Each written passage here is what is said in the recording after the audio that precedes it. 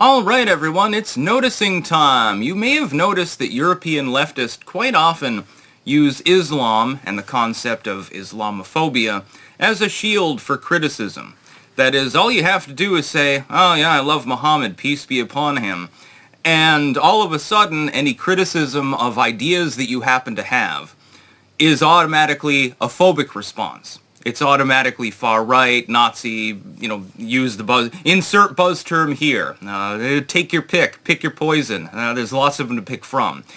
It automatically becomes hateful, evil, spiteful, and wrong, even if you're criticizing ideas on a pragmatic basis. For example, with regards to migration. We see this in the United States to an extent too, actually. It's not just Europe. So I'm mainly criticizing Europe for the purposes of Islam, because it's less, concentrated in the United States, certainly, than in a place like the UK or France. But we have the same thing. You criticize somebody on, let's say, open borders policies. So they're in favor of letting limitless swarms of people into the country. Well, this just means that you hate brown people. Yeah, a lot of them are Eastern European and stuff, or, they're mestizos or something. They're white Hispanics, as they term them now because Zimmerman exists. That whole Trayvon case, it really opened a can of worms linguistically for the far left. You may have noticed this. The term white Hispanic was verboten until that day. Then all of a sudden, because this dude has a lighter complexion than the person that got killed, all of a sudden it became a proper, a fair term to use. I thought that was very, very funny, because I had been told that I was racist before for using a term that then the far left trotted out specifically for that one particular criminal case, in which Trayvon tried to kill a dude because he was high on scissorp more than anything else, and said he was a creepy-ass cracker. Zimmerman wasn't the racist in that particular case. You may have noticed that as well. It's interesting how some people have a completely objectively wrong view of so-called reality simply because CNN or MSNBC or something told them to have one. Anyway, with regards to Europe, though, it tends to be Islam. So a person will get into politics, and they're skeeving money, and they're doing the typical politician thing with a wink and a handshake. They're getting business deals, doing insider trading, making a bunch of money off of the public coffer, and screwing people over and being authoritarian, doing, deranged things. Because politicians generally do. Most of them are bad people. Because the people that seek office, sadly, are not generally the sort of people that you want to be in office. This is another thing that I think that most people have noticed.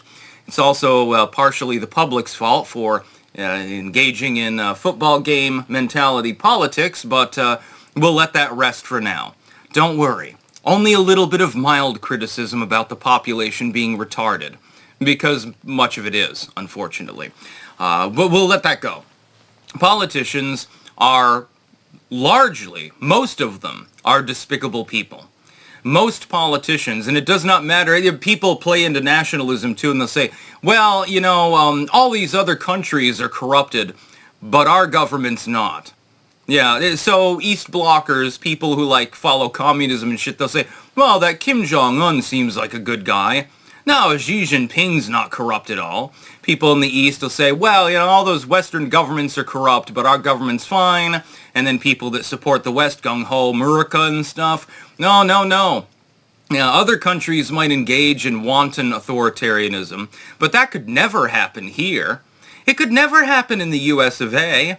Or, I'm Polish and British. We'd never have such piffle and poppycock in this country. It would never happen. As long as their iteration of government happens to be the one in charge at the time. It's very, very small-minded. It's extremely short-sighted, and it's totally wrong. It's historically wrong, it's wrong in the contemporary sense, and it'll be wrong long after all of us are dead. It makes absolutely no sense at all when you really think about it. Now, we're so enlightened. We're so much better than everyone else. Well, then why don't you show it? Why is it that your governments never trust their own people to express themselves? Interesting. It's always because of exterior subversion, too. There's never any subversion from within the state itself. It's the Russians or the Chinese or the evil Americans, the CIA or something like that. European leftists, though, often use Islam as a shield. So they'll say, oh man, I love curry. Yeah, I went to a Ramadan celebration and stuff. I fasted. And so you're not allowed to criticize them because then you're hateful. You're being a Nazi. You're nationalistic. You just don't understand the new face of the UK, the new face of France, the new face of the Netherlands or Sweden or one of these other countries. These are the new Germans. They're your replacements.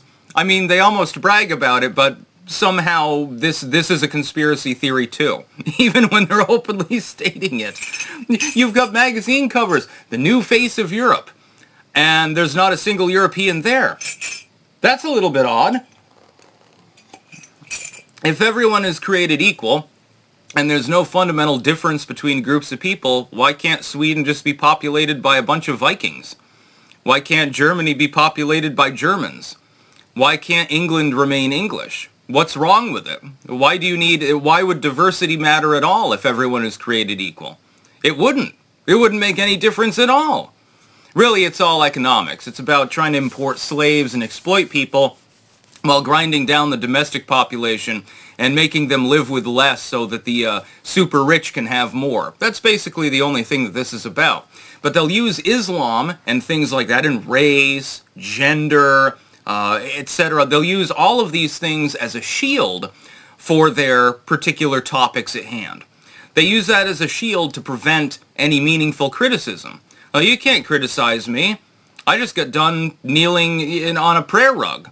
You can't criticize me. I had curry last night. You can't criticize me. I wear a yarmulke. Do you want to be a Nazi? Are you a swastika-bearing, Hitler-worshipping Nazi? Well, you must be, because you're criticizing me. Unless you come out of left field and you happen to be Islamic, then you're on a different level of the hierarchy of, being supposedly oppressed. Basically, that's what it is. It's nothing more than a facade. It's a shield to prevent criticism, to prevent discussion. Because they don't want to have those discussions now, do they? Because typically, they lose those discussions. Seen it all the time. Before this latest wave of censorship on the internet, there were a lot of discussions about these issues. And typically, the wokesters, they lost. Almost, like 9 times out of 10, they'd get absolutely hammered. Sometimes, stick sex and hammered. Well, if you simply prevent the debate from happening because it's not allowed to happen, then you can protect those ideologies, even if they are self-evidently unhelpful, wrong, and stupid, which is what mass migration is, which is what allowing actual fascists into your country is. It is stupid. It makes absolutely no sense whatsoever. But they don't want to have that discussion, so they simply lock you up if you try to have it. That's about all. Peace out.